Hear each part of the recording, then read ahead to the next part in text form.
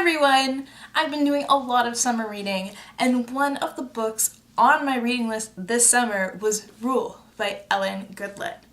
Now, this was a simple little book. It did not take me very long to get through, but I really enjoyed it. It's probably one of the better fantasy books I've read this year. The world of Rule is governed by magic, and it's blood magic, which I love about this book, because usually in series, blood magic is a taboo thing where people are like, oh no, they're a blood mage, it's horrible.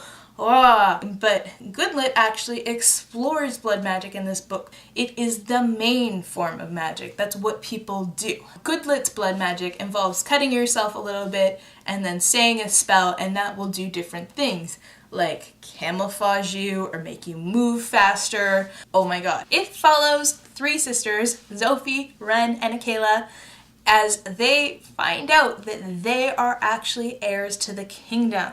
These three girls come from very different circumstances and different nationalities, and they've been living their life entirely separately and had no idea up until the point where this book starts that they are actually royalty. Aquila has been living with her abusive father and brothers on the outskirts of the country, and when she finds out that she is also a princess, she realizes that she is in deep, deep trouble. Aquila has been using a version of blood magic called the Vulgar Arts, and that is where you go through your family tree and you can manipulate your family members. The only problem with the Vulgar Arts is it leaves a mark somewhere on your body that glows, and it's basically just punishable by death. The big problem is that Aquila has used this vulgar art to try and curse her father. The only problem is Aquila did not know that the man who's been calling herself her father her entire life is actually not her father. The king is her father, and now he's dying. Oh my god, this girl has a lot going on for her, and it is not good. Sophie is a traveler, and they're kind of like the Romani people where they travel the land, but society does not look on them very kindly. And her dark secret is that she inadvertently killed the heir to the kingdom. He was threatening the guy she loves. He was going out back to kill him just because he's a traveler, and so Sophie got there first and stabbed him. She didn't realize that he was the heir to the kingdom. She didn't know that he was her half-brother. She just reacted and he died. Wren has been working as a maid in the castle for her entire life. Her mother was a maid, she's a maid, and she also has a dark secret. Wren's big problem is that she was in love with a guy, and she had access to the king's chamber, and she showed him plans, and when he fed that information to the resistance, that ended up in the deaths of over 1,000 people. So she feels really guilty about this, and also she committed treason.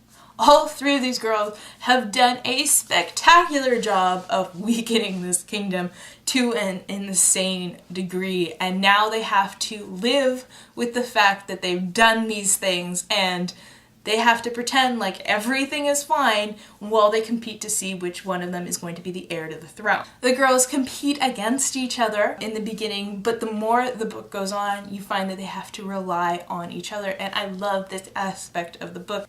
On top of all their problems, somebody knows their dark secret. Someone in the capital has been blackmailing them and want them to go away.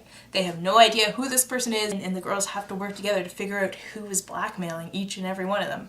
This book has a lot going for it. You have the girls who are each individuals and have their own personalities. You have their relationships with each other. You have magic. You have political intrigue. You have outside invaders coming in and threatening the kingdom. You have resistance fighters. There's tons going on in this novel, and it all works really well together. This book is very well put together for all the things that are actually going on.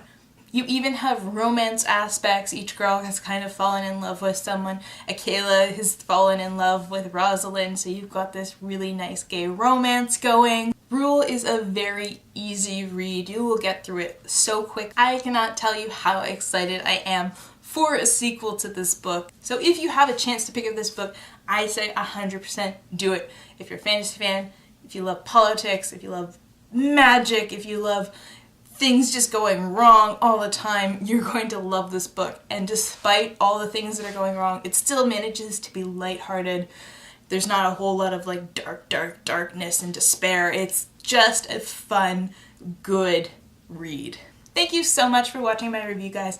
If you liked it, subscribe, give me a comment down below, and I'd love to hear from you guys. Thanks! Bye!